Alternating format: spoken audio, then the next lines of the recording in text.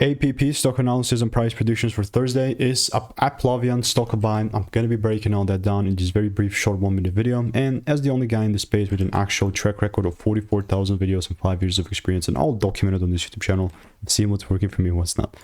Applovin is going to be this interesting ticker where I'm very open-minded for longs.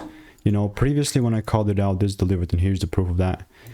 And then since it was kind of crashing, I was like, potential breaks above here would make sense. But then it kept going even lower. Now, especially from where we're now, I do like this. You know, it seems like it's finally starting to get the hang of it.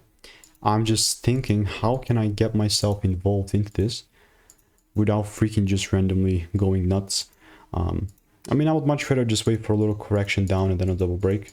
I mean, lower time frame entry can mean like a higher time frame management game, right, as well. So I'm not in any sort of rush. I mean, there's an abundance of opportunities in the market. Just rushing stuff is not going to happen. I know that if I stick to my edge, I will be okay. You know what I mean? So let me know what is your opinion on app. If you want to stay tuned and get free money making emails and insights, click the first link in the description, and I'll see you in the next one. Goodbye.